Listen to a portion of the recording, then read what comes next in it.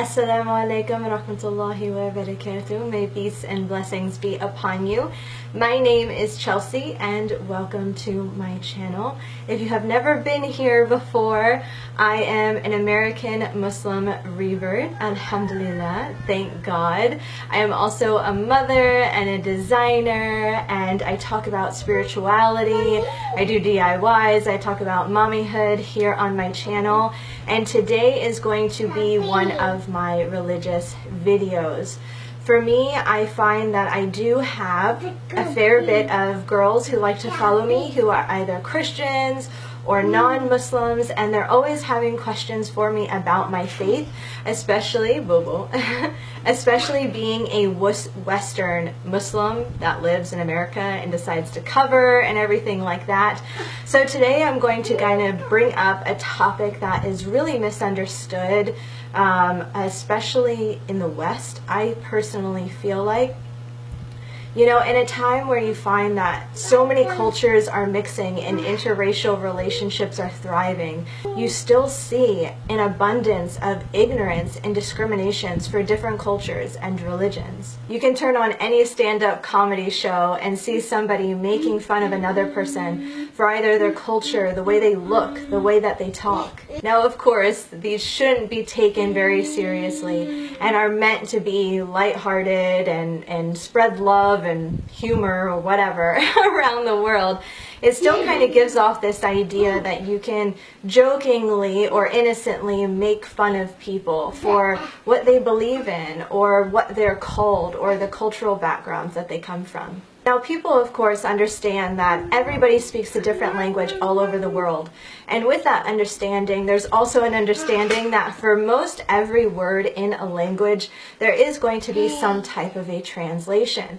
For example, the word God in English is Allah in Arabic. Now, I know that there are a lot of people who want to debate this, but at the end of the day, when you go to Middle Eastern countries or countries that speak Arabic, even the non-Muslims who are praying to God call God Allah.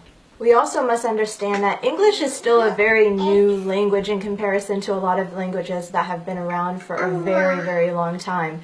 And because of this, their vocabulary is much more extensive, which also means that their definitions are probably much more extensive. And because of that, today I want to confront one of the two most misunderstood terms here in the West when it comes to talking about religion and culture, etc., and that is Islam and Muslim. Now, of course, if you look up the word Islam on Google, it will pretty much state that it is a religion, a monotheistic faith that is revered and revealed by the Prophet Muhammad sallallahu alaihi wasallam. May peace and blessings be upon him. Now, although this is true, the word Islam in Arabic is so much more extensive and it has such a beautiful meaning to it.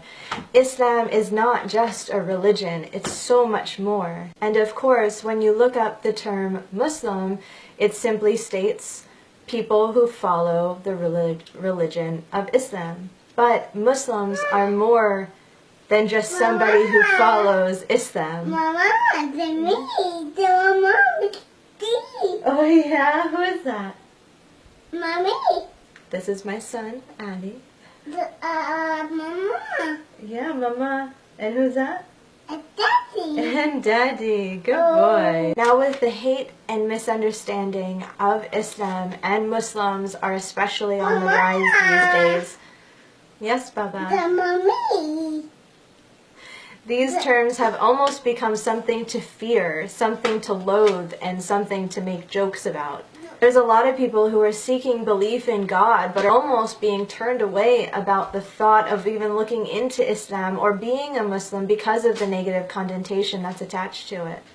So today I really truly want to discuss what the word Islam and what the word Muslim really means. Now, if you refer to the Arabic definition of what Islam is, it is submission and humbling oneself. It is obeying commands without objection. It's sincerely worshiping Allah, God alone, with no partners, no sons. We must always believe what God says. And lastly, Islam was the religion that was presented by Muhammad sallallahu alaihi wasallam, may peace and blessings be upon him, by his revelation from Allah.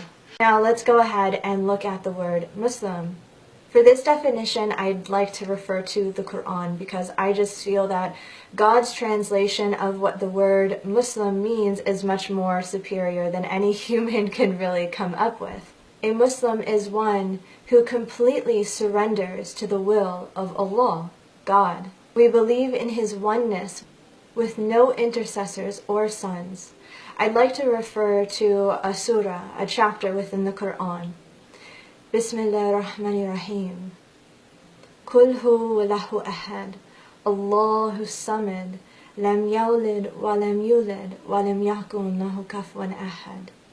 Now this directly translates to say, He is Allah, the one and only, Allah the eternal, the absolute. He begetteth not, nor is He begotten, and there is none like unto Him.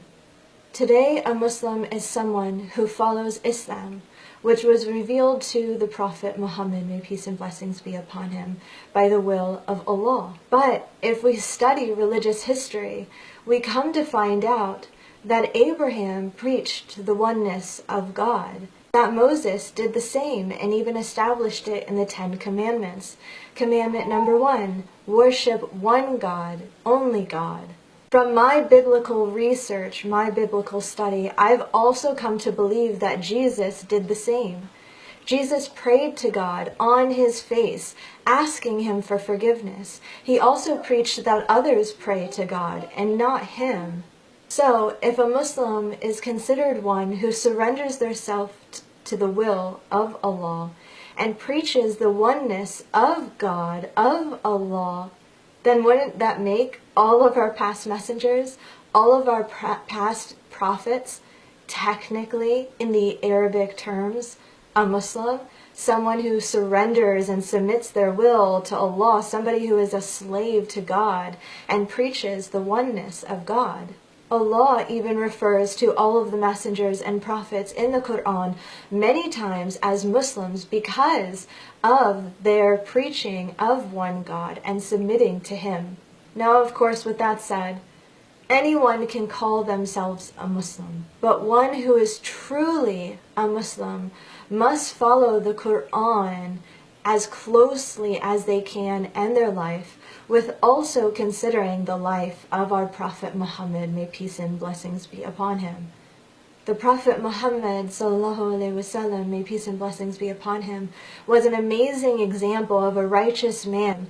He was an amazing example not only as a religious man, a prophet, a messenger, but as a friend, as a father, as a husband. Muslims must also say their declaration of faith, which is their shahada, and abide by the 5 pillars of Islam, the first one being their shahada, their second being establishing their 5 prayers a day. As Muslims, we must also give charity to the poor, to orphans, to the homeless, to our family members who are in need.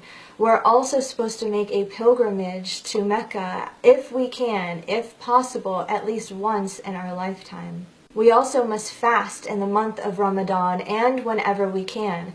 It was said that the Prophet ﷺ fast continuously throughout the year. Muslims are also taught to follow a certain code of conduct. This code of conduct can lead out into our business life and our everyday affairs. It extends to how we act as mothers, as sisters, as friends, as wives and husbands, as children, to our parents. This also extends out to people in our community, the way that we're supposed to conduct ourselves in public, the way that we're supposed to care for others, humanity, care for animals, care for our earth. This is not something small that should be left behind when considering yourself a Muslim. So as you can see, Islam is not just a religion, and being a Muslim is not just being somebody who follows the religion of Islam. It's so much more than that. It's not something to fear or loathe or even joke about.